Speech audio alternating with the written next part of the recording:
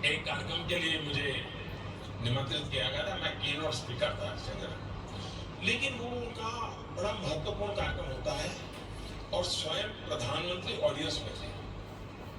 बड़ा लेक्चर था। खैर मैं ट्रैवलिंग करके पहुंचा था। मेरा ऐसा ही रहता है, बिल्कुल एक के पीछे एक कार्यक्रम लगे रहते हैं। तो मैं एक कार्यक्रम करके पहुंचा था, स्नान करके कपड़े बदल करके लेक्चर करने गया था और काफी मैं देशों का टूर करके आ रहा था। पूरा हुआ तो उनकी पत्नी का भी वहाँ के सार्वजनिक जीवन में बड़ा स्थान है। वहाँ जो प्रधानमंत्री हैं उनके पिताजी को मैं बहुत आदर करता रहा हूँ, पहले भी मैं उनके विषय में काफी करता था। तो उनके श्रीमती जी ने कहा क्या कारण है? मैंने कहा आप तो इतना दौड़ धूप करके आया हूँ, अब जाऊंगा, कल के कार्यक्रम का ब्रीफिंग वगैरह लेना है। तो बोले चलिए कहीं खाना खाना जाते हैं। अब मैं ना नहीं कर पाया, तो हम तीनों लोग चले गए। तो वहाँ इंडियन एक गली है, इंडियन रेस्टोरेंट था। एक 6 टेबल वाली छोटी सी रेस्टोरेंट में मुझे ले गए। तो बाकी लोग बैठे हुए थे, एक तो टेबल वालों को रिक्वेस्ट करके खाली किया और वहाँ गए। उन्होंने सारी इंडियन डिशें, साउथ इंडियन, वो सब मंगवाई और मुझे खिलाई। और तीन ही लोग बैठे थे, बाकी लोग अपना खाना खा रहे थे।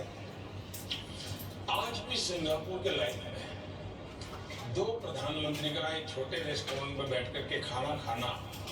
अब वहाँ मुझे सिक्योरिटी की समस्या थोड़ी कम होती है, तो ये सुविधा भी मिल जाती है, लेकिन इन चीजों का प्रभाव बहुत होता है, बहुत होता है। सबसे ज्यादा आश्चर्य हुआ लोगों को जब शी जिनपिंग को आपने अपने बर्थडे पर बुलाया, गुजरात में बुलाया, झूला झुलाया, साबरमती में घुमाया, क्योंकि चीन के राष्ट्रपति की, प्रधानमंत्री की इमेज तो हमारे जीवन में ऐसी होती थी, बिल्कुल कुछ बोलेंगे नहीं। माउस से तो एक बार स्माइल कर दिए तो बड़ी खबर होती, माउस स्माइल, वो आपके साथ झूला झूल रहे। इसमें भी एक कहानी है। मैं जब प्रधानमंत्री बना तो दुनिया के देश के लोग एक कर्सी कॉल करते हैं, आपको बधाई देते हैं। तो राष्ट्रपति शी का फोन आया, मेरा उनसे कोई परिचय नहीं था, पहली मुलाकात टेलीफोन की हुई।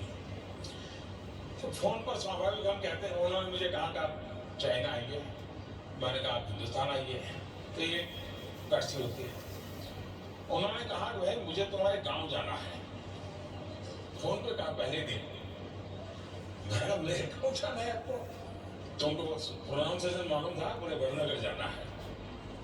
बोले मालूम है वडनगर मुझे क्यों जाना है? मैंने कहा मुझे मालूम नहीं है। बोले ह्यूएन सांग जो चीनी फिलोसोफर 800-1000 साल पहले आया था, बोले वो तुम्हारे गांव में जाके रहा था और जब भारत से लौटा तो मेरे गांव में आके रहा था। तो बोले हम लोगों का बड़ा नाता है। मुझे ये तो मालूम थे कि ह्यूएन सांग भारत आए थे, मेरे गांव में रहे थे। उस समय जहां मेरा जन्म हुआ वहां 10,000 बौद्ध भिक्षु की एक ट्रेनिंग सेंटर चलता था, हॉस्टल चलता था बता, और वो सब ह्यूएन सांग के वर्णन में है।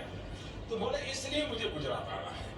फिर डेट उन्होंने तय की, तब मुझे भी मालूम नहीं था कि डेट तय करने के पीछे मेरा जन्मदिन है।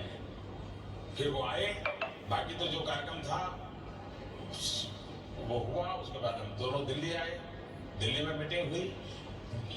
शायद 1962 के बाद चीन के किसी नेता का इतना बड़ा स्वागत उस दिन हुआ। लेकिन कांग्रेस पार्टी के राहुल गांधी को ये बात पसंद नहीं है। उनका ट्वीट मैंने देखा था, उन्होंने कहा कि झूला झुलाया, गले लगाया, क्या पाया, और ये भी कहा मोदी जी तो शी जिनपिंग से डरते हैं। आप कपिल शर्मा के शो की स्क्रिप्ट लिखते हैं क्या?